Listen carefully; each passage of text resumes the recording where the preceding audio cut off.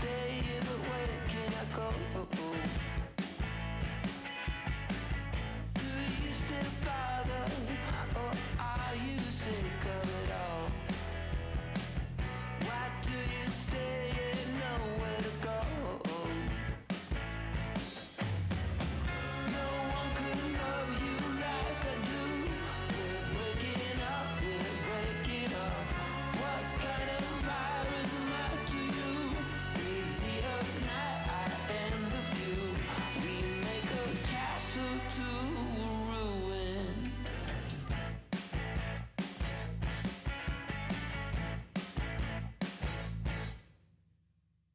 And now we see it all tumbling down.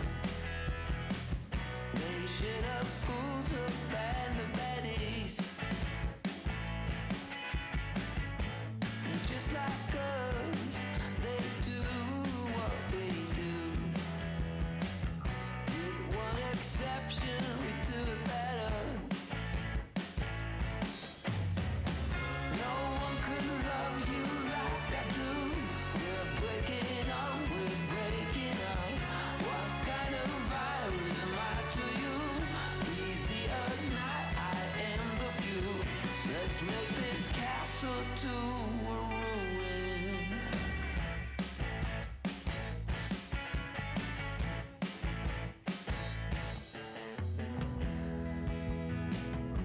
We're stepping on mine, sleeping with eyes wide open. And you're in between the lines. I won't take what you've been smoking. Oh no, oh no.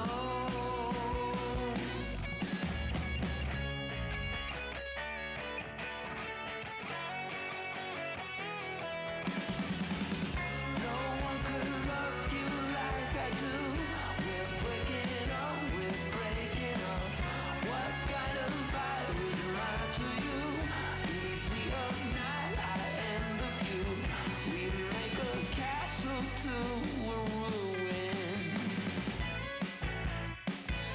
Castle, ruin. Castle.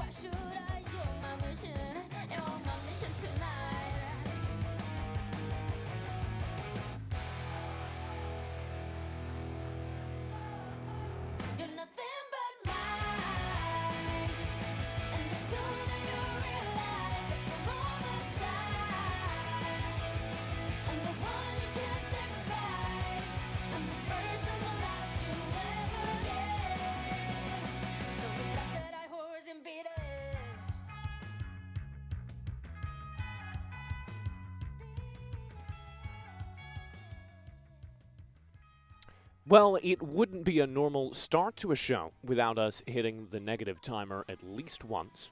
My name is TJ, all alone today. I have no co-hosts or guests. You might be like, now TJ, you normally host this podcast on Qrank.gg alongside one Ibriz, and I have to unfortunately inform you that due to his inability to tweet out the start of show, we don't have him today. He's gone. There is no Ibriz. How are you doing? What?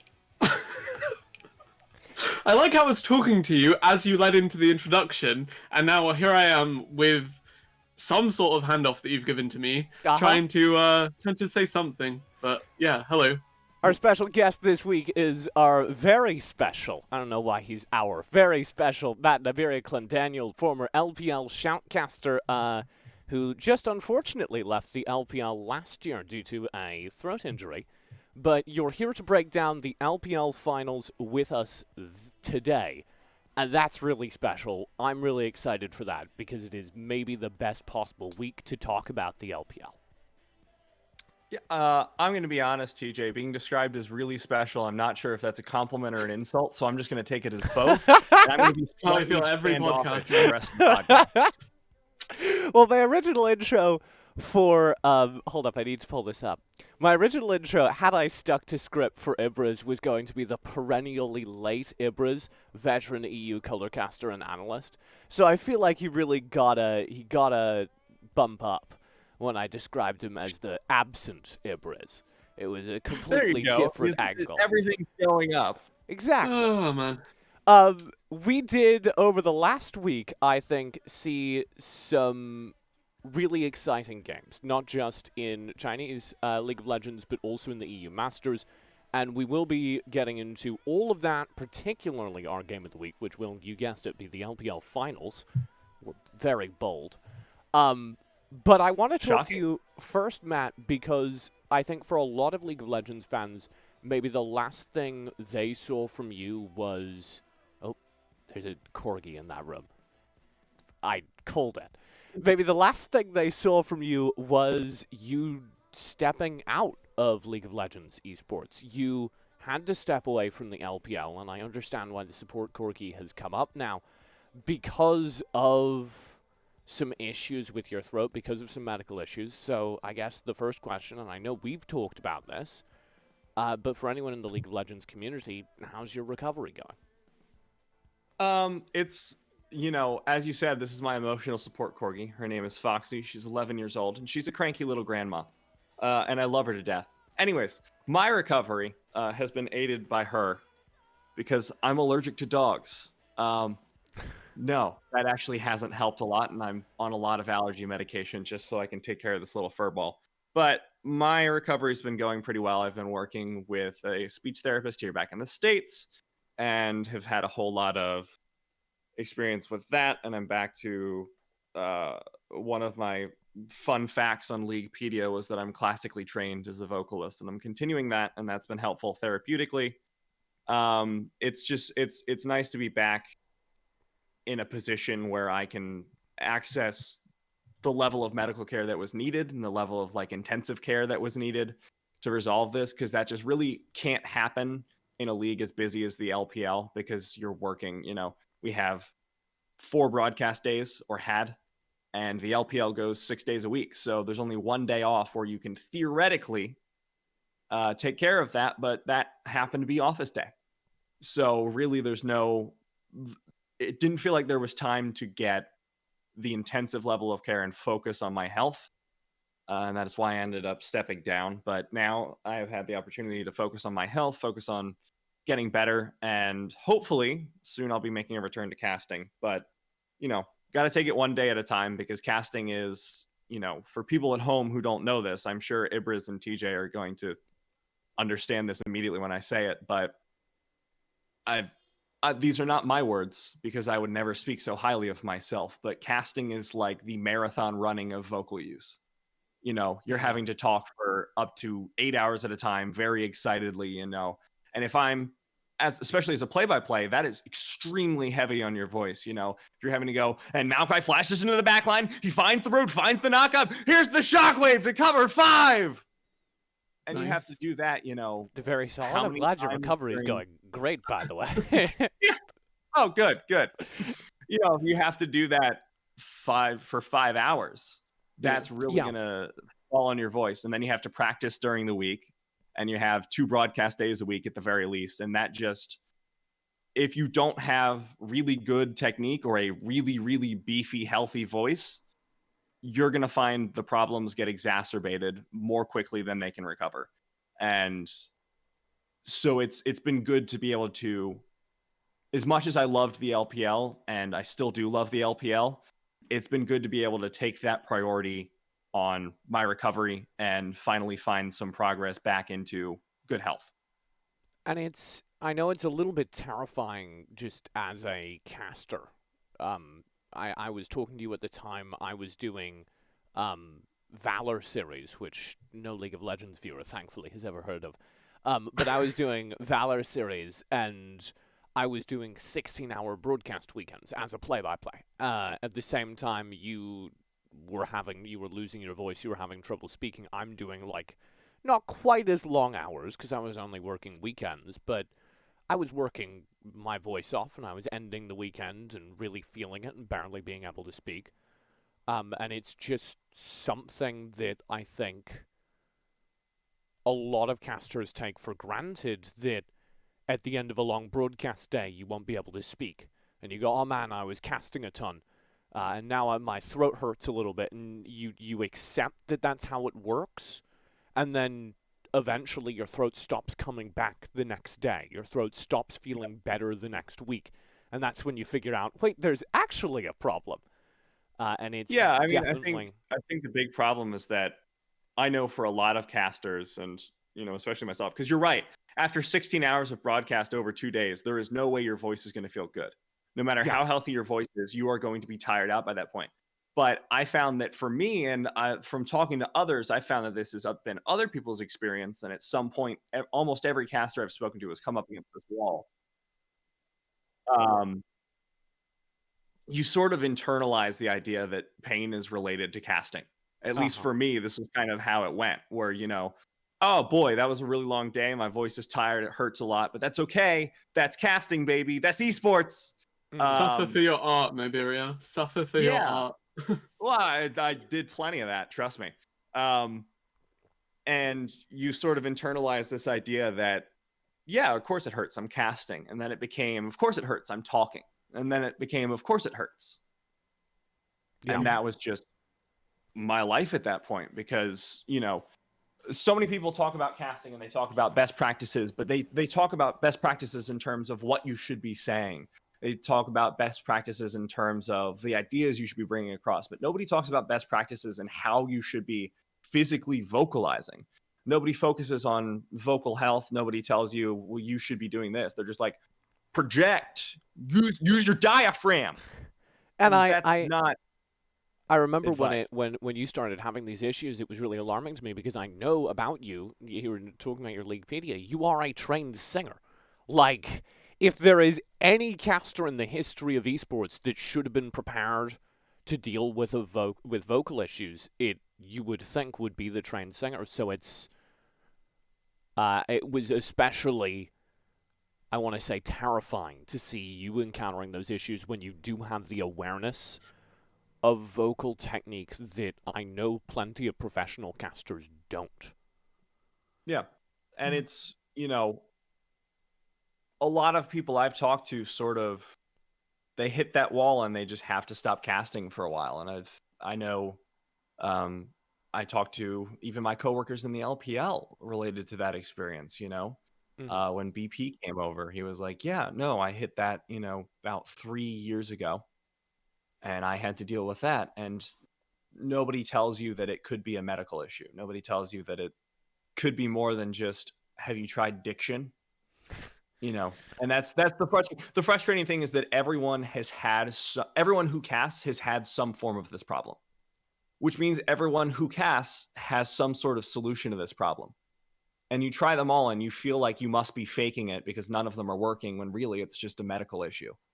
And, you know, all the tea in the world, all the diction exercises, all the Peter Piper picked a peck of pickled peppers don't fix it. Yeah. Counting fast to 100 is a great warm-up when you're getting ready to play-by-play if you want to keep your lips loose, but Well. it's not a great warm-up for your actual throat. So, it's definitely a mixed bag, and I think I'm grateful ultimately for this opportunity because it's given me a lot of time to reflect on vocal technique in general, and I have had the unique opportunity, of course, to be able to take this time for myself, and now I know more about my voice than I could say almost all other casters. So And it's a secret weapon now. You're yeah, prepared a to. little bit. Yeah, I know what the problems feel like, and I know how to resolve them if they happen again. And for a lot of people, that just involves, oh, maybe I should just talk less. But for me, I'm like, oh, well, this means that I'm over vocal loading, or my Yeah. throat's too tight. So I need to do this, this, this, and this, and I have this exercise for this, and it's a very massive flow chart. But it's a flow chart that I You, didn't have before, you so have the it's advanced tough. techniques now. You're all ready Yeah, to go. Yeah. Ibraz, I think you wanted to cut in, and I just want to ask you as a kind of leading question. You are a color caster. I do play-by-play and color. Matt is primarily a play-by-play. Um, I definitely know that I still use my voice. I still experience strain when I am doing color. Have you noticed these sorts of things, or is it something you've been able to avoid because you don't have to do as much shouting?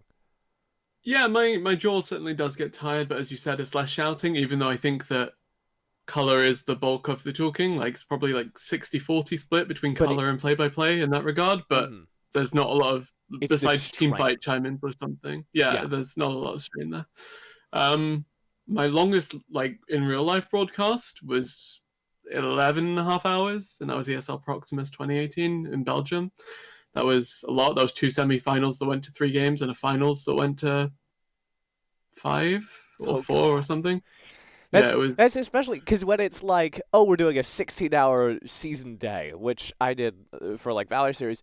That's rough. Don't get me wrong. I don't like that, but It's it's a when it regular dangles the season opportunity of day. it being like 7 hours, and then it just goes the distance to Mhm. like hole 12, and you're like, ugh. And And it's you also find yourself finals, wishing so you like feel like you series have to would be at be. 11 the whole time. That's really rough. Yeah, 100%. I Speaking feel of actually quite bad finals, because. Oh, sorry, okay, I was yeah. gonna segue because I was looking at the timer and I was I was thinking gonna like, throw back, and I was okay, gonna laugh uh because. huh. All right, well, we'll work on that. We can workshop. Speaking of finals, the LPL finals, am I right? They were mind-blowing this year when all 5 games was between JDG and Top Esports. I've got a selection of highlights from the game. You selected, Ibras, that we should talk about Game 3. Can you first of all kind of set the stage and then tell me why you thought Game 3 was the place to start? So the big stage was that you have TES finally getting some sort of cohesion in their team play after having an all-star lineup. Casa to the roster was supposed to be that bridge that really elevated the elite solo laners into the limelight. Then they added JackieLove towards the tail end of the split, and suddenly their shot calling was there. Rather than falling apart in the mid game, they now have that bridge, and they now have a lot more team play going for them in terms of macro, or rather, they did prior to this final. And then JDG on the other side, they made finals in spring last year. And yeah, there was always a lot of hype behind them. Then you have the redemption of Kanavi and his career and whatnot, and a lot of good storylines in that regard. But the biggest thing about this final wasn't even about the two teams themselves. Rather, it was the fact that they both beat Invictus Gaming and FunPlus Phoenix in the semis on the way up. And it was a really, like, aside from even the stories coming in, when we pick up this series, we're at Game 3. Like, it was an incredibly close finals up until that point. Matt, I know you took the time out of your day to watch the entire series, which, bless you, I wish all guests cared as much. Can you kind of give me your impressions of the first 2 games as we came into it? Yeah, so I'm kind of jumping the gun here, but there's something I really need to get off my chest, and this has been something that I've expressed before. JD Gaming.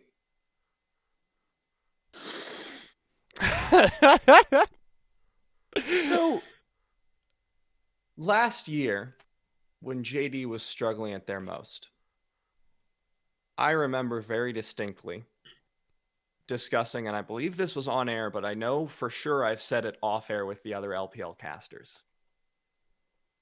JD Gaming need to pretend that the Baron does not exist. Mm-hmm. I cannot stress enough how much JD should pretend that Baron does not exist. I need them to treat Baron like Santa Claus. Like it's something that you tell little kids, and then as they grow up, you're like, As they hit Boomau. the 15-minute mark, you kind of Yeah, break they to hit the them that 15-minute Baron mark, isn't it's, real. Boomau, I know you've grown up and you've been very excited for these past 19 minutes and 59 seconds about Baron buff coming to town, but he doesn't see you when you're sleeping. He doesn't see you when you're awake. Right. Baron is not coming to your town. Because every single time I see JDG go for a Baron, and this is why I always found it really funny that a lot of people bet on the LPL. Because a lot of people... Wild inconsistencies, yeah. Well, it's a thrill. I firmly believe that if you really understand all of the LPL teams, you can 100% bet on the LPL and be as successful as gambling is, which is, gambling, so don't. But for legal reasons. JDG, I can guarantee that the odds of a JDG win go down and you get paid more the moment Baron spawns. Like at the 20-minute mark, as soon as whoever's running the odds sees JDG approaching the Baron buff, they're like, change the odds, change the odds, change the odds, change them, change them. JDG is going to make too little money if they win. Sure. Because I have seen so many ridiculous throws around that buff. For some reason, their brains just turn off. And I know this isn't like a super relevant point across the series, but I just want to bring it up because I know it will be relevant later on. Yeah, okay. Yes, very later on. Problem with this roster. Yeah. Because this is a roster that has been constant through the past year as well, because Kanavi was loaned from Griffin during the summer split. Yeah. So they've had a year to work on this. Mm-hmm. And it paid dividends in the end. It did pay dividends, but they still have that same decision-making weakness when it comes to the big guy towards the top lane. Let's start talking about the draft, though. And we can get into the big lad up top in a moment. I have prepared this wonderful screen, which shows not only the logos of both teams, but also the draft. Oh, wow. So as I was building this beautiful graphic, which just hire me, someone, I was kind of running it through myself, and I always try to watch the draft first and then get back to it and listen to what the analysts say afterwards. So I watch it muted for the first time so I can kind of develop my own thoughts.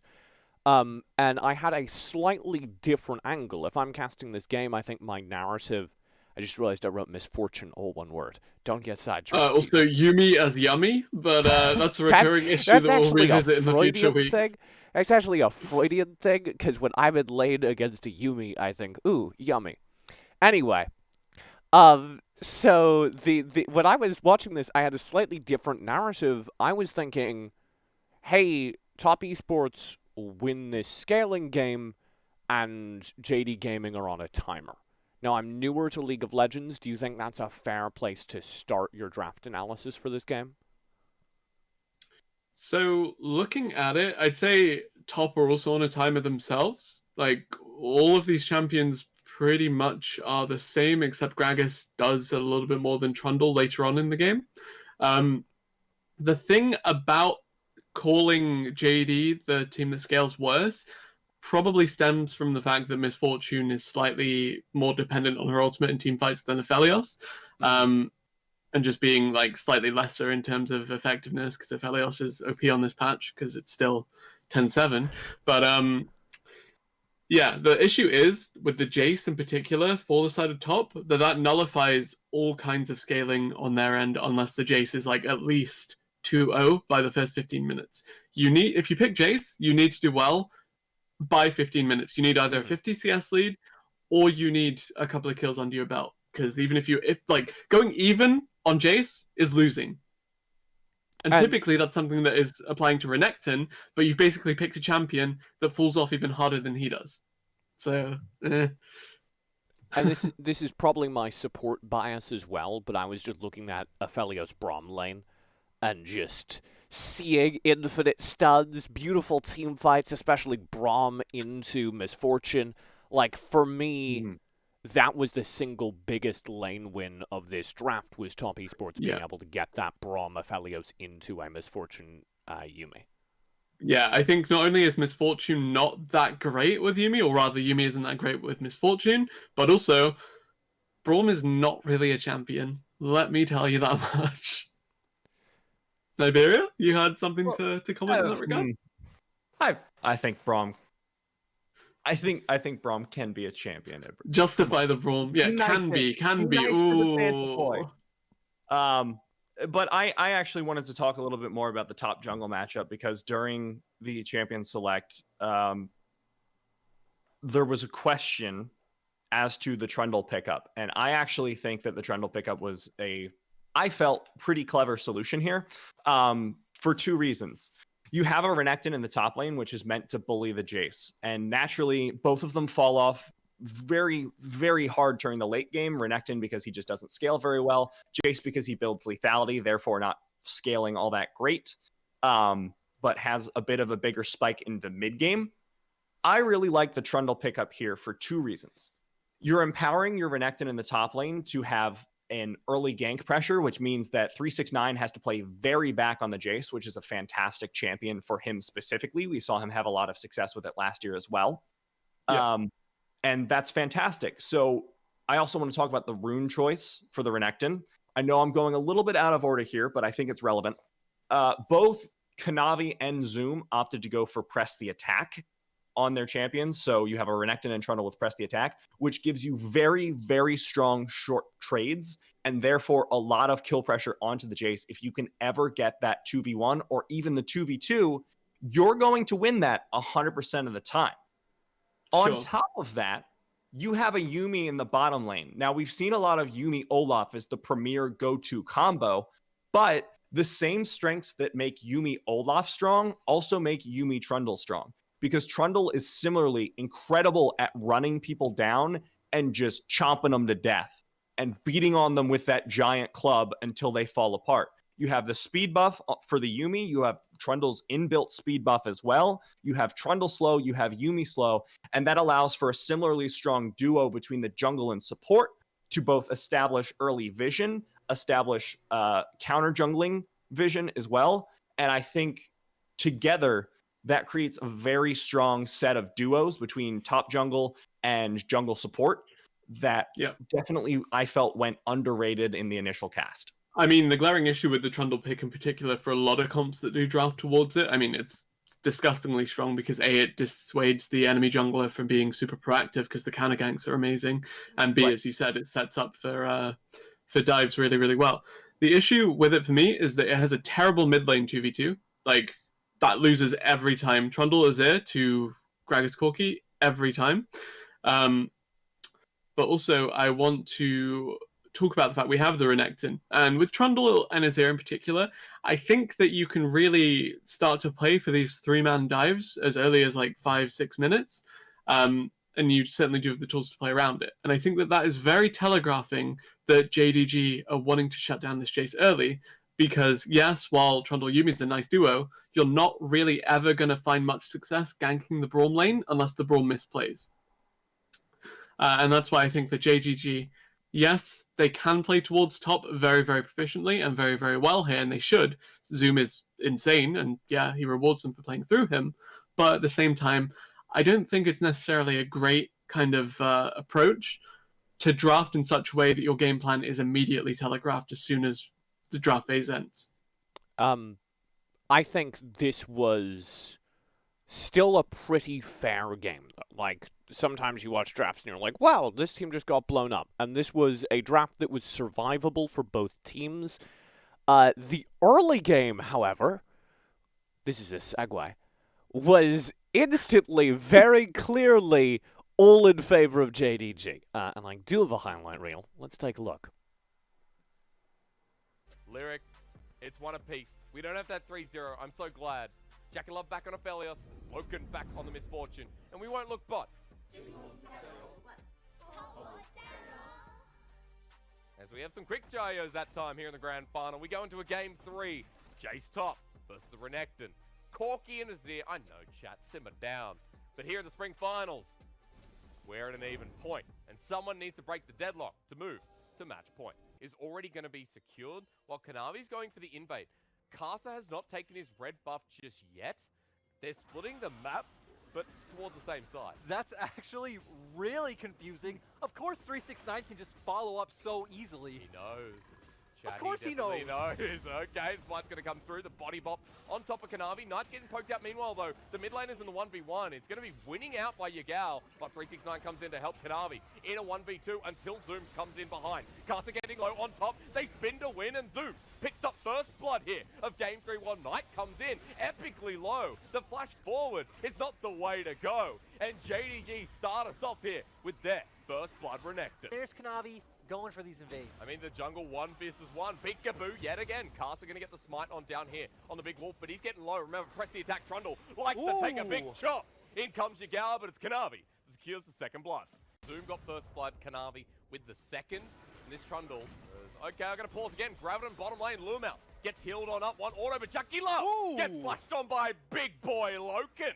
Chocho now left in a 1 versus 2. And Lumel may be a Yumi. But a bit of excess damage and healing going to be coming through. And JDG's bottom lane also winning. And that was kind of the pace we started with. JDG absolutely smashing fight after fight after fight. It was, to me, very clear. And again, I came into the draft with this kind of JDG need to win early. And if you're viewing the game through that win condition, I think it's very fair to say JDG agreed with me and felt they needed to press an advantage early. Especially as we leaned into the mid-game, you could see them trying so hard to force fights, and in almost every instance, top were willing to disengage, willing to bide their time. Is that a fair way to view the game?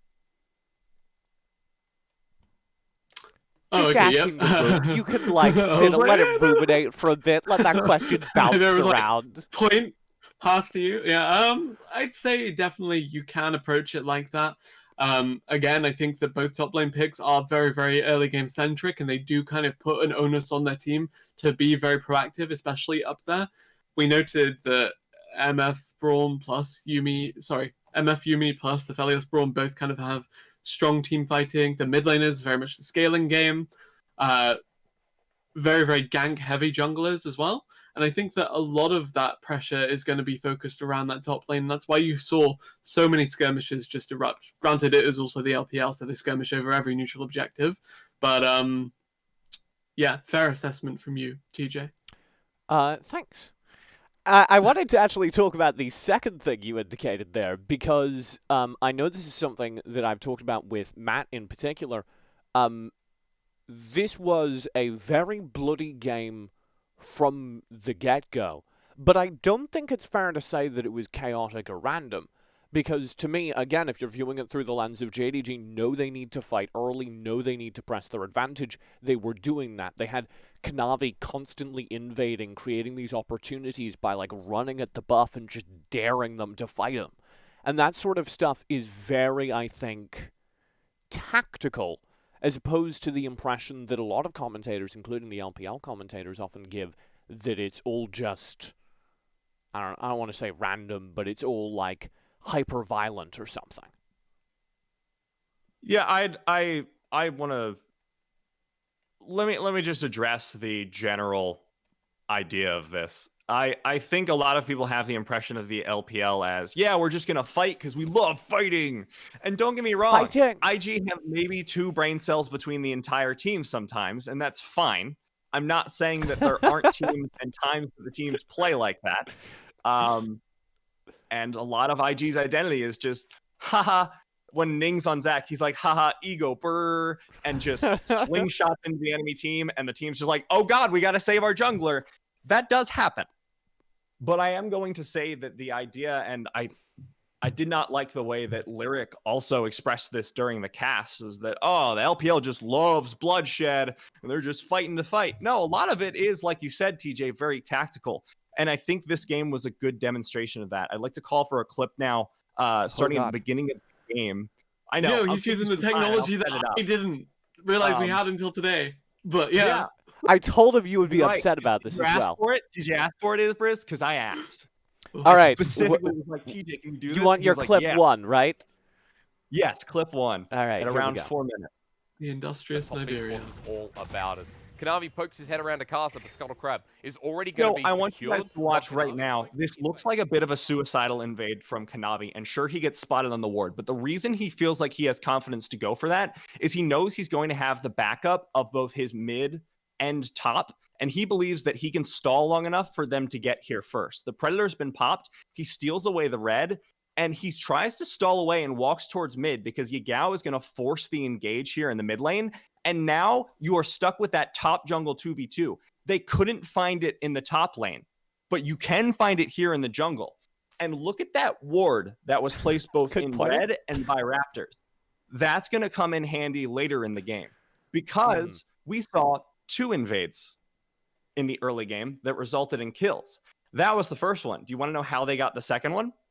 Those wards spotted Karsa rotating from red over to blue buff. And as soon as Kanavi saw that, he started rotating from his red side jungle up towards the blue buff, took the blast plant, and found Karsa at Wolves.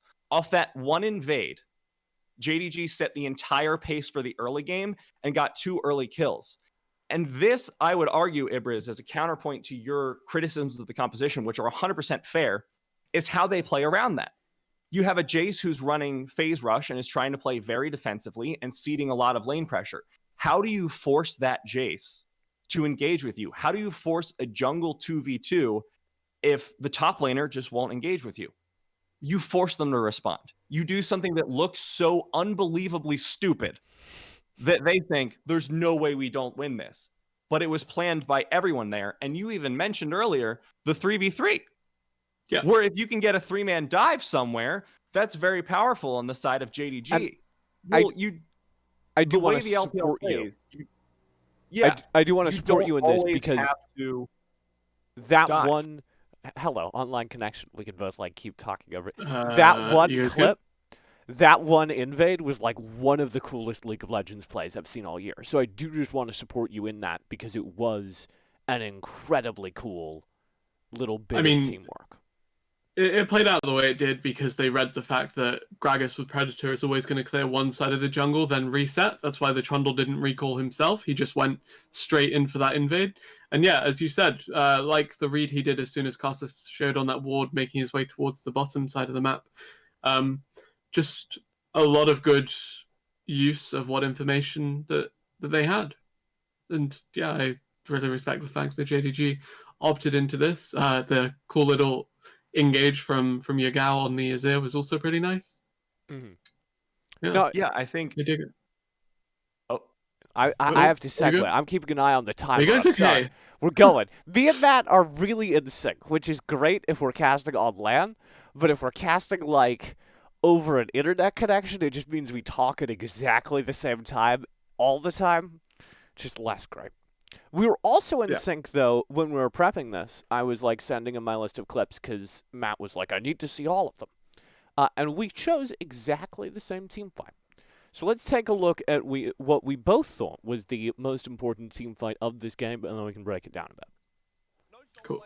TP going to be used by the side of 369. Kanavi getting low. Subjugate helps. Jojo flashing away with the door. He does go down as 369. Can't execute as well. This is turned around against Top Esports. Casa locked in a corner on the wrong side of Summoner's Rift. And that guy's just had his last call. Kick him out of the bar. The slow comes in with Loken about to serve the toxic drink.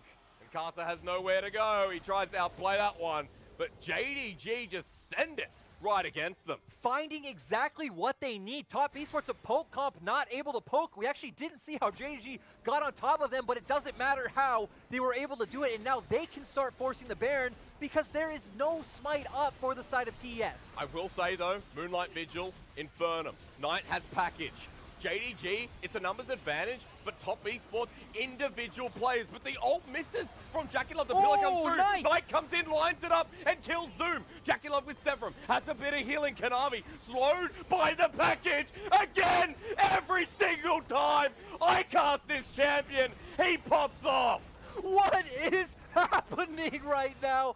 Oh my god, Jackie Love and Knight showing up so clutch, and this is what finals are built on. They're not built on who's the smarter team, they're built on clutch star performances. Just like he did in Invictus Gaming, and just like Knight's been doing all across Top Esports, they clutch it. Out. That was a really good cut from me. It was really incredible play. Like, that whole sequence starts with, I think, JDG just being hard caught out, and then undoes, and then redoes, and then Jackie Love just undoes all of the tactical positioning by being Jackie Love. It was one of the coolest team fights I've seen all year, and I'd been kind of like wavering. I was like, I don't know, Ibriz, is this really your game of the week? And then we hit that team fight, and I was like, okay, you made the right choice again. Again, time after time, TJ. Never doubt me.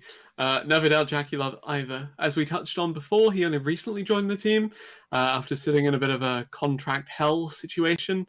Of course, he was 2018 World Champion over on Invictus Gaming. Took them to semifinals pretty much on his back alone, I'd say. Not alone, but he did very well for himself there. And yeah, the fact he shopped for teams and couldn't find one until now is kind of depressing, but it's how contracts work sometimes. And yeah, slot into this team pretty seamlessly.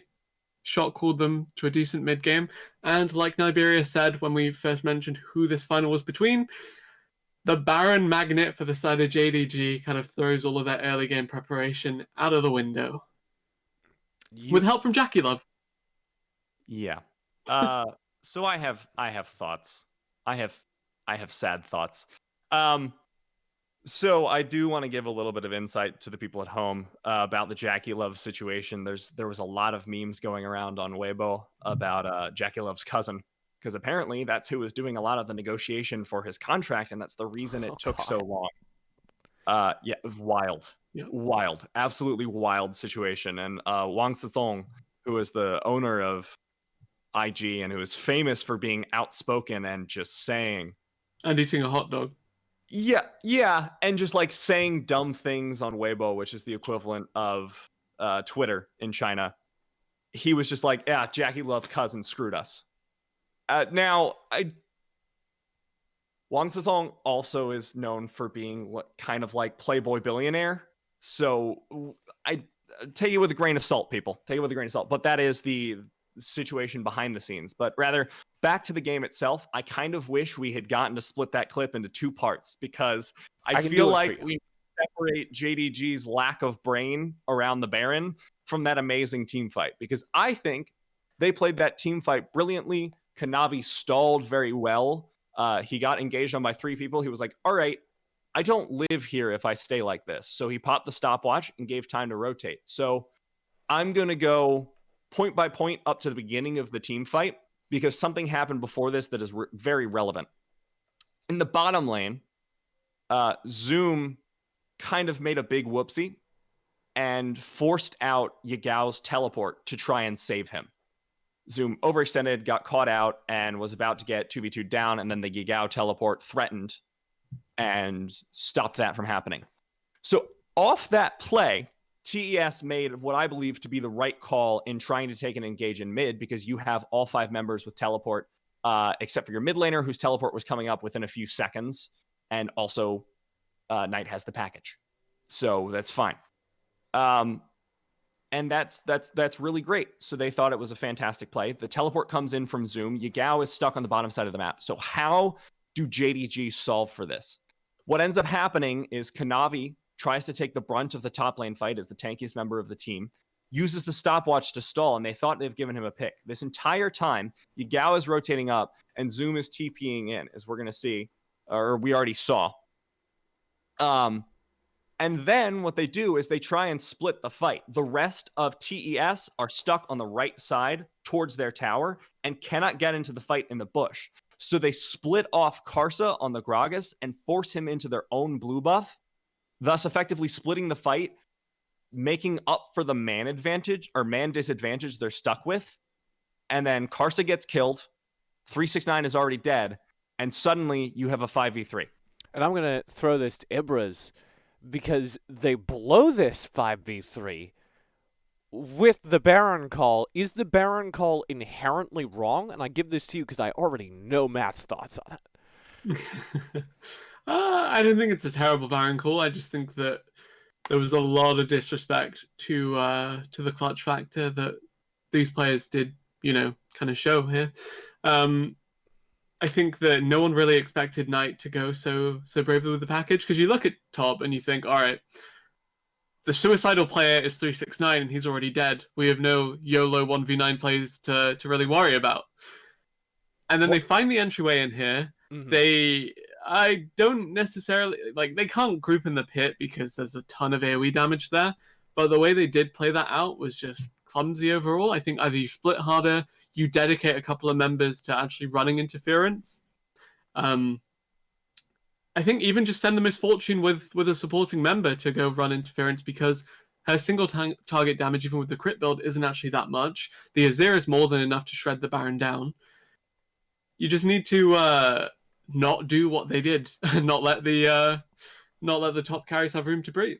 I want to just go back to one sequence right here, because sure. I know I sometimes do color, but here's my play-by-play. Watch Jackie Love's just pathing in this section right here, because the way he moves is just some of the coolest inputs I have ever seen a League of Legends player use. And I just realized I was sitting on Ibriz's face cam the whole time, so here it is again. Wow, beautiful. That's excellent. You saw my reactions to it. I was like, and when you were like, it's beautiful, I was like, Really though, I like the fact that he continually moved outside of the Azir soldiers. As soon as one got placed or moved, he'd automatically just beeline straight away from it. In part 2 here, it's not, the bush isn't warded, and he just steps into it to break the target, and that saves him. All these tiny little bits of movement, every single input is just the correct one. And I don't know how you chain together that many correct inputs, let alone for a whole career, but, Adrenaline rush plus world championship caliber player. To be fair, Jackie Love also does the exact opposite thing sometimes. Let's not. Don't get me wrong. Fantastic All right. play. He played it unbelievably. But the reason he's able to do that is because Jackie Love likes to limit test on the stage, we'll say. Fantastic play from him, and I think it was only enabled. This was there were two big chains of plays this game. I would say the first one started with that gank at 4 minutes that we already talked about. That invasion that substituted for a 3-man dive, substituted for getting any 2v2 done in the top lane. Brilliant. That snowballed into 2 1v1s, 2 deaths in favor of JDG. The second one was Zoom screwing up in the bottom lane. That was the big catalyst for every single thing we saw after that.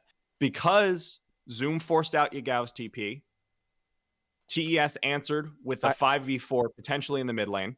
Hold up, I have that clip. Hold up. I was gonna move on, but I just feel really proud. I have the What clip. is this? The Nibiria clip show? No, he actually didn't call for this one. Oh, I suppose I got to pick the game. They're gonna commit now, yeah. This is it, correct? Okay, doomed. I like the word close. No, this is the dive bot. Oh, yeah. Yeah. So they cleaned out these kills, and then Zoom's just I'm a TP in. I'm a 1v4 and save the day. And he TPs into a 1v5, actually. Bad math. And just and the Jace gets the kill. The Jace gets the kill. Earlier, but it is indicative of Zoom not understanding his odds there. That was a really good dive by Top Esports, though. Mm-hmm. Zoom got caught out a few times this game, and it's kind of... It's sad for me, because I know that Zoom is, mechanically speaking, I would say probably the second best top laner in the LPL. I think behind even the Shy, who is best the about best top ahead laner of in the the world. Shy now. I'd say like Hot takes. I'd give Zoom ahead of the Shy but for now. Right now, there was a build that came due, and for JDG, especially after their Baron fight, it was brutal. I have the game end clip here. We'll roll it and then talk about the game as a whole. So very briefly, here was the cost that had to be paid. Look, top as well. TS have the top lane pushing, the mid lane was pushing. They're doing such a great job of utilizing the whole map. They're going to be able to push this in, and Karsa or any member of TS can just go look to take Dragon for free if they so want. But you're right, when you have this minion wave, why look for Dragon when you can just siege down this turret? And especially when you keep saying the words poke comp, I now see it. Locked on down is your gal, and gone is your gal. Top esports are running in, and with a death timer like that, and a 4 versus 5, I don't know what's next. What's next is they just keep going. They have the poke, they have the siege, they have the Baron minions. Why stop now? Bullet time's going to come through. Interrupted gets half of the minion wave, but locked on down. Aphelios does it again. Kanavi locked as well, and Knight kills him. Top esports say go. It's Brain versus Brawn, and the Brawn says, sit down, kids. Back to the library. Loken at the Nexus, rather the Fountain will die, and Top esports take us to match point. And that was absolutely insane. I'm really terrified to go to my local library now because I know at least 5 people who are in it who are... coronavirus. Yeah, also that. Okay, that wasn't where I was going, but No, doctor. good comms. So very briefly... Man, I'm scared of bullies, and Ibriz is like, I'm scared of guns. very I'm briefly, like, just right, because okay, we are... Ibriz, that's fair. Me too, man. Me too. we are running low on time. So just one thought each, if you will, to wrap up the game. How would you put a bow on this series? And if you want to go wider than just this map 3, the whole BO5?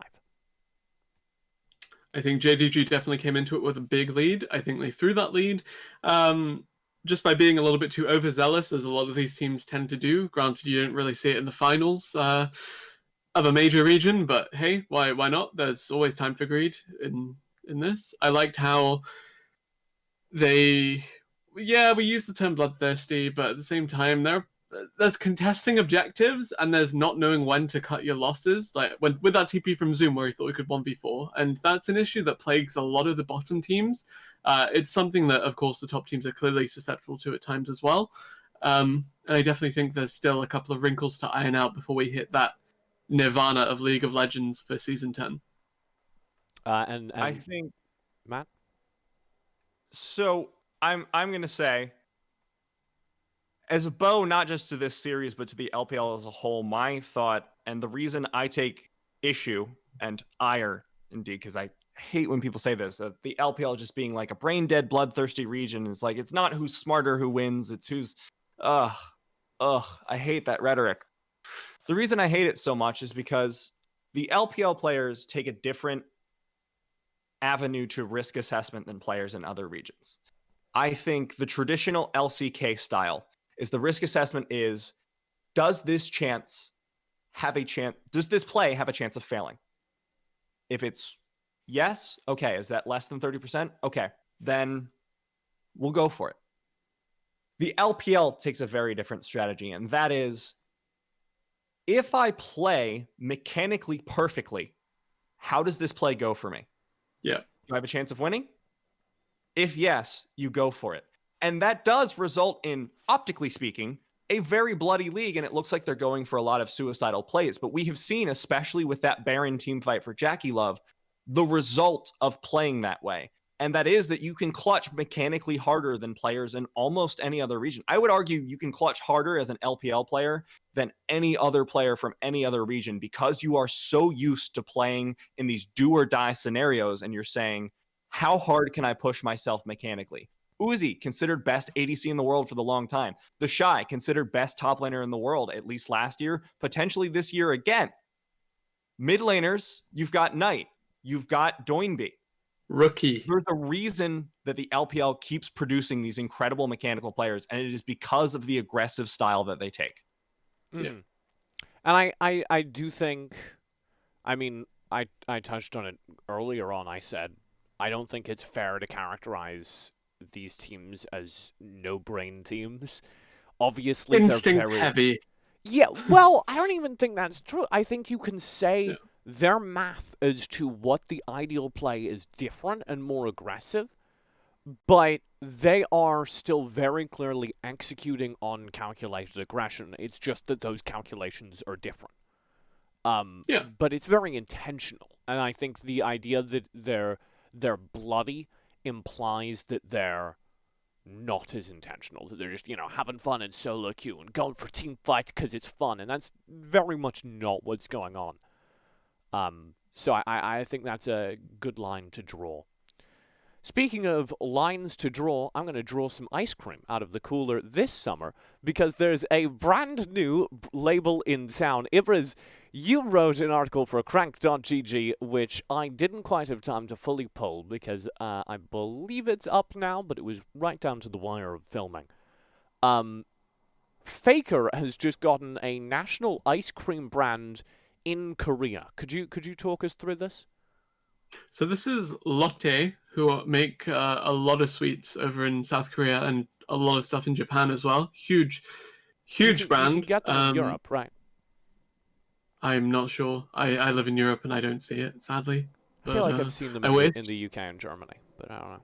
They make some stuff. It's good stuff. And then like the equivalent of a cornetto, or whatever the American equivalent of a cornetto is, the equivalent of that. We don't have anything that tastes good here. Like a cone ice cream with like the preset ice cream on top. Yeah. Like he has a couple of flavors of that. It's pretty cool, and his face is all over them. Tell you what, I don't have any of the images because, like I said, the full article isn't live. Do you have like a picture of the Faker ice cream that I can throw on screen? Yes. Oh, he's searching. Wait, before he finds it, I'm just gonna guess though, because it's Faker. I'm wondering if they did like really clever, Faker like fake names or something. So they did like no, they did like pear flavor. Peanut pear brittle? flavor. Who Question does mark? pear flavor, man? Who eats pear flavor ice cream? I would. Holy cow. It might not actually be pear. I think it was pear. That'd be delicious. Oh my god. I can make that. I make ice cream. I can make pear flavored ice cream. It's apple. Sorry, it's chocolate, vanilla, and apple. Yeah. All right. All right, talk amongst yourselves. I've got to set this up. Okay. What's your favorite flavor of ice cream, Nibiria? Great work. I thought they'd go stronger into the Faker branding because it's like someone who's fake. What's your favorite flavor of ice cream, Nibiria? My favorite flavor? Yeah. I make strawberry a lot, and that's my strawberry ice cream is my favorite flavor because I don't like what everyone else like. I don't like the commercial strawberry ice cream because they use like fake strawberry flavoring 90% of the time. It tastes like baby medicine. Yeah. Whereas I'm just gonna toss this entire box of strawberries in. Sure. Oh my god, and it tastes like strawberries and those little strawberry chunks. It's delicious. Maraschino cherry is another one of my favorite flavors. I like mint. Let this be a testament. Let this be a testament to how just off the rails this show would go if I weren't hosting it. I like pralines and cream. Pralines and cream I have like cravings for intermittently. I've also recently got Ben and Jerry's Cone Together, which is like vanilla, but with cone pieces covered in chocolate in it and caramel swirls. But there's also another Ben and Jerry's flavor that just got launched here. It's called Netflix and Chilled. Peanut butter ice cream with salted and sweet pretzel pieces inside it. Ooh. Plus like a chocolate swirl or something, and I'm like, yeah, it sounds like calorie dense, but yeah, I guess. All right, I got a picture. It's ice cream, man. All right, you could cease talking about ice cream. Calorie Here's the photo. So this is all about ice cream. You're right. Continue talking about ice cream, but along my lines. This was really interesting to me because this isn't the first non-endemic sponsor. We use the phrase endemic to refer to ice cream that comes from within the esports scene, and non-endemic is ice cream or other sponsors that come from outside the esports scene. So G Fuel would be an endemic sponsor, and, well, ice cream would be a non-endemic sponsor. So this is kind of interesting to me because we have had non-endemic sponsors before. There are plenty, the State Farm Analyst Desk is a great example of a brand that is not intrinsically tied to esports, but is still marketing within esports. but I don't think I've ever seen a player specifically get a non-endemic sponsor. When player-specific sponsorships come through, it's normally for computers, for gaming mice, for things that gamers are going to buy because there's a very direct tie-in. You have to be so invested in gaming. It's such a niche audience to know who a specific esports player is that being able to identify them automatically means you're probably not a large enough segment of the population that ice cream will market with you. So it's, I want to say... Unless you're Korean. Yeah, it's, I don't want to say unique because I know Korean culture works this way, but it is interesting to me that Faker has enough brand value that he is marketing in the mainstream. You, for the rest of this article, come up with a whole bunch of different fun ideas for what other player tie-in brands could Don't happen. spoil it for my readers, but I won't, believe don't worry. Nibiria wanted to talk about one in particular. I donated the image. He wanted to... Yeah, okay, I donated the image, Matt. But I wanted to ask you guys, do you think there's more player-specific sponsorships coming? And more seriously than Ibriz takes it in the article, where do you think that comes from? Do you think are there any other players with brand value that, like, approaches Faker? So I was going to interject a little bit of historical information for those who have not been around esports for a while, specifically Korean esports. Because there is precedent already set for this. Not specifically branded items, but Boxer was the single most famous esports player in the StarCraft scene and was unbelievably famous within Korean pop culture because Korea took off with esports in a way that the West really has not. Similar to K-pop, it's one of those things that is just like a huge cultural export. Because it's kind of taken over the country in the main public consciousness, especially with StarCraft Brood War, was really the start of Korean esports being big. Yeah. And Boxer was kind of the face of that. And Boxer was so famous that he was recognized within Korean pop culture the same way we might recognize, Beckham here in the States, bend it like Beckham. I'm not sure if there was like box it like Boxer, because like boxing units, but maybe now there could be. Just saying, not as catchy, but if you want to use Stop it. pitching StarCraft players. So you think this is a Korean specific phenomenon, and other regions are going to struggle to export something similar? I think thus far the only country in which esports has made a significant enough impact into the mainstream is Korea. Perhaps China could be the one to add them because I remember there was a Weibo poll recently it was like, who's your favorite person? And it was just like a bunch of TV celebrities. And then I think Uzi got first. Right. And they were like, I want to say 3 LPL players within the top 10. And that was open to everyone in China. It was a non-endemic program. It was not an esports competition. They had models, they had actors, they had actresses, and esports players took 3 out of the top 10 spots. So I think China would be the next place where this kind of thing would be explored. But I think for the West, we are still a ways away from the level of mainstream cultural recognition that it would take in order to have that kind of, like Xpeke brand or like Bjergsen brand. So I want to say, I think that's very, very true here in North America, where esports is the weirdest thing in the universe. But I want to turn to you, Ibriz, as our only EU living host currently. I think he just stuck his tongue out at me, and I didn't have his peep live. I just want to ask you whether or not it's any different, because I know League of Legends is much bigger in esports in general, is much bigger in Europe. Do you think that there is the possibility for that kind of mainstream attention to convert into player brand like this anytime soon? I'm an outlier here because I live in the UK, as you very well know, and UK was never that big on PC gaming in general. It's all very much console focused here. We got all the Call of Duty and all that jazz. But in terms of player sponsorships, there's no real super famous player in the UK in particular, of course. But looking at Europe as a whole, some of the Spanish players in particular have really, really devout followings. Of course, G2 players are like superstars in their own rights. Jankos and now Pookie Style as well, both have very dedicated Polish communities looking after them. But I think EU players in general are a lot less heavily marketed in some regards. And you look at Reckless, who doesn't use social media and doesn't just doesn't use social media, just focuses on his play and whatnot because it's not for him, or respect for him. And I think that the approach is very, very different. That being said, if we do see like mainstream player-specific sponsorships, definitely going to be Spain that takes it first, I'd say. Spain. That's interesting, and I will keep an eye on the Spanish market for my Reckless flavored ice cream. He's like Swedish, but yeah. I don't think they'd go after Reckless. Yeah, I but think EU they'd go players after are still going to be marketed Spanish in Spain. players. Come on. Yeah. All right. Okay.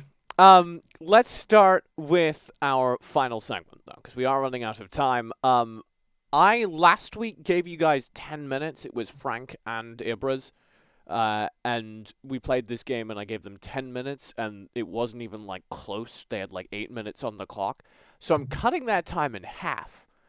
With 5 minutes, we're going to play a game of Qrank Up. So the way this works is I'm going to fly a series of slides. And both of you nice lads will have to choose the order in which the things that appear on them should go. So, the first question we're going to be running is as follows. Let me go here. The first question is as follows. Which 4 colorcasters do you think are contributing the most to their region's broadcasts right now? And the way we're going to do this is a cheat question because there aren't 4 listed options. But you guys both need to discuss it. And when you've arrived at a solid, agreed decision, I can move on and no sooner. So are you ready? Okay. Boy. Sure. Hit us, sure. TJ, with the timer. Okay. Your 5-minute timer begins now. LS right at the top, I think. Like, it's no question there, I'd say. Like, in terms of what they contribute to the broadcast, I think, he casts a ton of games relative to other colors, and also he does a lot of supplementary content as well. Okay. I can see that, especially for LCK, because he is the primary voice now that Papa Smithy has left. See, this is the hard thing, TJ, now that you're making us do current, because I know you changed that. I know you changed that for me. 429. But you're going to deny the allegations. The timer's rolling, Matt. That's fine. Okay, so I think for EU, I'm not sure in which order to put them, but Quickshot and Frostgren for 2 very different reasons. Quickshot is not a color caster. Oh yeah, color caster specifically. All right, Frostgren. Not for the reason you guys think, because I know that Frostgren is very involved in branding, specifically for the LEC. The reason I have reason to believe she is doing that in the LEC, because for the LPL, she did a lot of the graphics last year and a lot of the graphic design and a lot of the visual language that the LPL used in a lot of their branding. Or this was back when she was in the LPL. I think I said last year accidentally. But she was doing a lot of the graphics for the LPL. A lot of the visual style came from her. And I know that she took a lot of that with her to Europe and has had a lot of input there. And if you look at their style, I think their style is very strong, very distinct. And I know Frost is a major contributor to that, both on and off the broadcast. All right, you guys, we're about to hit the end of the 5-minute timer, so I swapped back to the 10-minute timer, and you now have 7 minutes. Keep going. I'd say Azael is probably next. Like, it's really between him and Kobe. I think Jat was Azael over Kobe. Azael had a load of games relative to any other color in NA this split, but I think that he's improved dramatically as well. I think contributing the most should come more than absolute game count, right?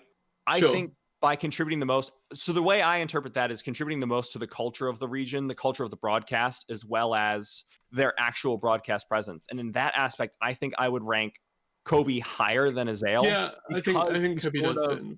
He, along with Rivington, Jat, and Freak, defined the initial culture for the LCS. And you'll find that it's still consistent. You know, everyone in the LCS, every caster that every time I hear them talking about a sport, it's always basketball. Yeah. Always basketball. Not because basketball is the most popular sport. You are being timed. I know this, but I think it's an important point.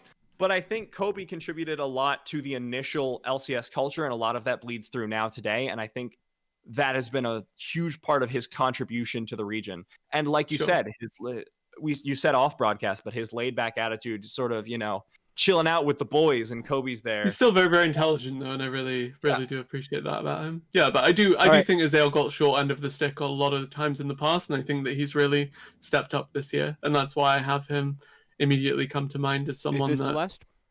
I look towards. Sure. I agree to this list. Okay. Yes. It is the Go. list. We have 3 more questions. Yeah, you guys are taking so much time. This is not at all how I thought this would go. Next question. 3, 2, 1. MSI, rank these regional champions. JDG,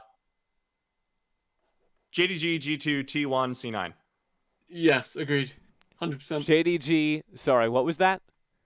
JDG, G2, T1, C9. Everyone has a number except JDG. Whoa. That's why they're the strongest. Yeah. Oh man, if T1 were doing better, we could have ranked it in numerical. Yeah, I was about to say, you are counting. All right, regional champions. T1, I think, right? What? G2 above T1? Yes or no? Yeah, G2 above T1. G2 above T1. Yeah. All right, that's the list. Not quite numerical. Sorry, TJ. Okay. That's the list? Go. We're agreed? Next. Next question. All right. A lot of production work when you guys start blasting through it. Which Valorant character should be added to League of Legends? I don't play Valorant, I only play League of Legends. I'm sorry, please. All right, Matt, you're going to need to do some explaining. All right, give me the list. Phoenix. Only Phoenix. Add Phoenix. That's the only one I know. I like him. Is he on it? Didn't have the... There it is. Phoenix isn't even on the list. Okay. I'm going to explain the kits to you really quick, Ibriz. Sage has a heal for either herself or another ally. She has 2 slow orbs that she can throw that last on an area and make noise when you walk over them, but mostly just slow anyone in the area. Her ultimate is a resurrection.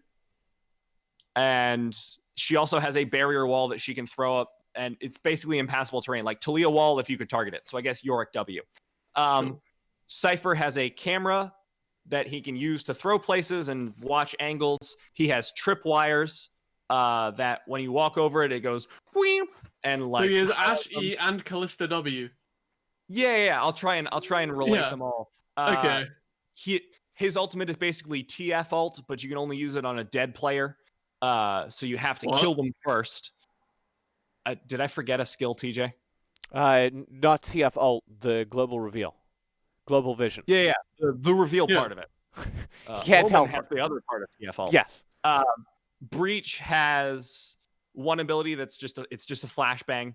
The other one is just area denial, where you throw it through a wall and it does a ton of damage on the other side of the wall, but you can only throw it through walls. He also has a huge like V-shaped knockup that he can throw. That's his ult, and his E is just like a line that dazes enemies. And then Sova has a shock arrow which bounces off a wall and and like shocks people, and they're like good sound effects. He has thanks. He has a scouty arrow that goes Pachoo, and then does like a little AoE that reveals anything Sonar that pulse. isn't hiding behind a wall. And then his ultimate is sort of like a global, like Senna ult if she had 3 charges but no shield. Okay. I know that's a lot of information. He can go at the top. He can go at the top, followed by Breach, followed by Sage, followed by Cypher. You have to explain why you think these characters should be added, I think. I don't like that Sage is a dedicated support, but I don't think Cypher offers too much over her. Like, it's all the utility. Breach sounded really cool. I like the Breach plus Jarvan plus Talia plus other terrain-based champions combo, plus fighting in the jungle, always nice. And I already forgot what Sova did, but it sounded really good relative to everyone else's, because let's be honest, there wasn't too much going for any of these champions. So no, that's a really good point, because Sage and Cypher, unless you build them full AD, their kits would have literally no offensive capability built in. Yeah. And then Cypher's not like a great support in League of Legends, because like, Fog of War is important, but it's like not that important. Like, the wards exist, man. All right. Okay. So this is I your agree last. to that You agree to that list? All right. We're just gonna find out how much overtime you went. That's what we're operating on. The Chinese versus Korea off-brand Rift Rivals thing is kind of happening where they're playing online. I hypothesize these are several off-brand Rift Rivals that could conceivably happen online. Which of these would be the most interesting? Which of these would be the least interesting? Oh, we don't get to rank? Yes, you're ranking them 1 to 4, most to least. Oh, yeah, okay. Ibriz, tell me if you agree with this. CN versus KR, EU Masters versus Academy, and I'm going to do something crazy here. PCS versus JPL over NA versus EU. I would similarly agree-ish. I'd say CN versus KR, PCS versus JPL, NA versus EU, EU Masters versus Academy. EU Masters Academy isn't even close for me personally. Like, I refuse to put them that. Okay, so the reason EU Masters is going to beat bottom half of LCS teams sometimes. Oh, I know that. I know that, Ibriz, and that's why I want to see it. Okay, hear my argument here. All right. I know the game quality, it would just be stomps for EU Masters, but I think that would be a good thing for Academy because I think Academy's slacking, man. Sure, yeah, definitely. I think Academy is just kind of like wasting space right now. Nobody takes it seriously. The players take it seriously, but the orgs, I don't think, invest enough into it, and they don't really, push a lot to make it as competitive as LCS. Because you do see some players coming out of Academy into LCS, but usually that happens, a player's just like when Double Lift got benched, they're like, oh, crap, pull out our backup. But they're not actually like competing for the spots at this point. It's just only when they need a backup. And I think EU Masters versus Academy would be very good just to showcase how scuffed Academy is right now and how little investment is in it and how non-competitive it is and how that's affecting NA as a region. And I think that's why it's more interesting than NA versus EU. We know versus EU is a snooze fest because it's just Cloud9 1v3, and then even then they can maybe make it against the third place team, but probably going to get dismantled. It's going to be Cloud9, everyone else. Cloud9 and 3 EU teams. That's your top 4. Okay, so you both agree that NIEU is the least interesting and China versus Korea is the most interesting. So it sounds like you're just disagreeing about PCS versus JPL over EU Masters versus Academy. Yeah, I'm willing to move the EU Masters versus Academy within 2 to 3. I just refuse to put it last because I think Academy needs some shaking up, man. Okay, yeah. Put EU Masters versus Academy at 3 and PCS JPL at 2. Perfect. I'm in. Done. We're good. All right. Then this is the list. Yep. Oh, hold up. No, it's not. That's not the list. Then this is the list. There we go. Yeah. There we go. We were both like, yes, this is definitely the list. I was the one that spotted that was not the list. What? You guys, not formula. All right, would you like to know how far overtime you guys went? I have to check.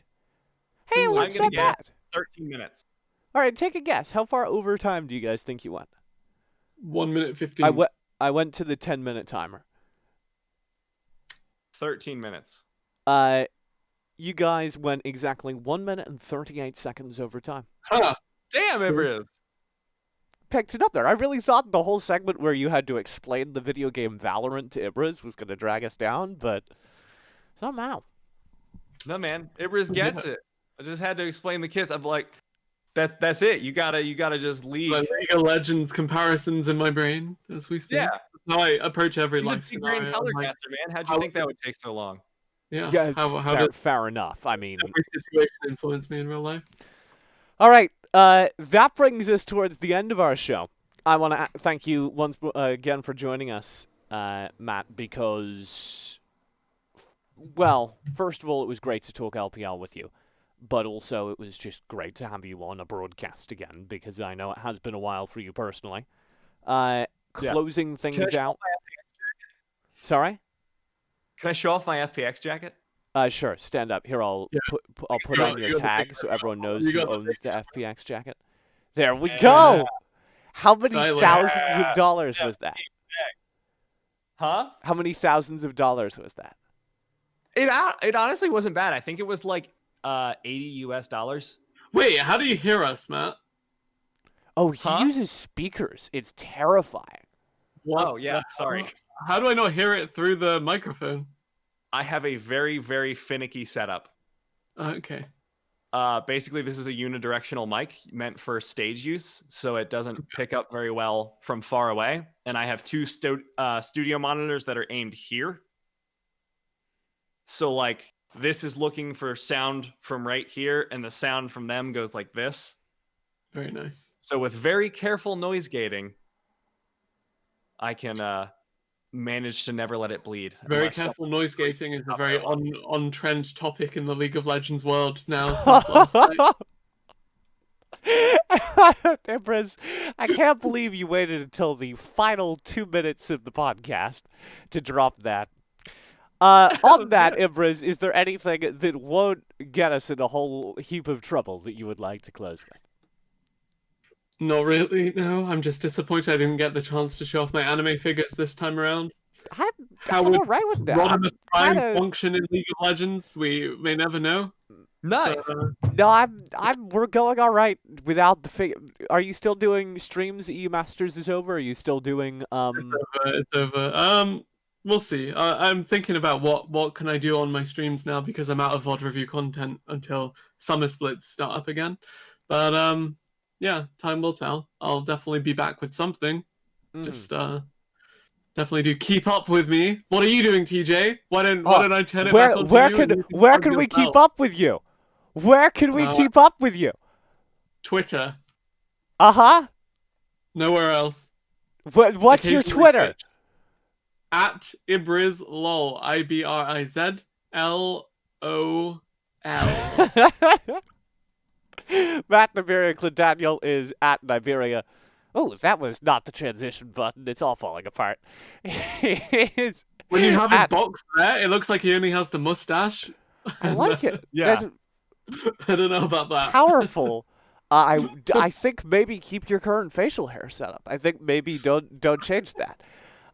He's at Nibiria on Twitter. Are you doing anything big soon that you'd like to plug? Not this. This. Oh, that's so This- good. this is my Crank.gg. big plug.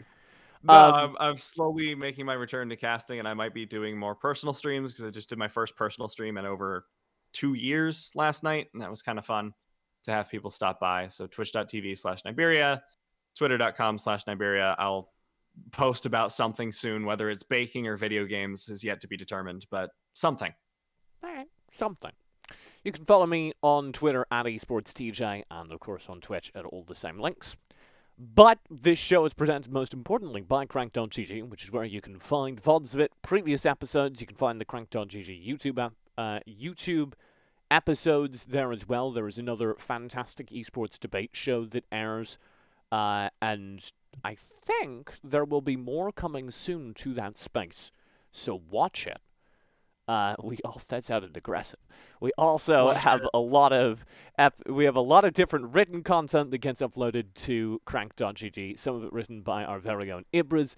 So if you want someone to read about esports, we cover not just the video game League of Legends, but many others besides. Thank you so much for watching today. We had a great time. We went slightly over, but it's a podcast. We can do that. We'll be back in 2 weeks with our next episode, our next guest, and our next game to review. Have a great rest of your day.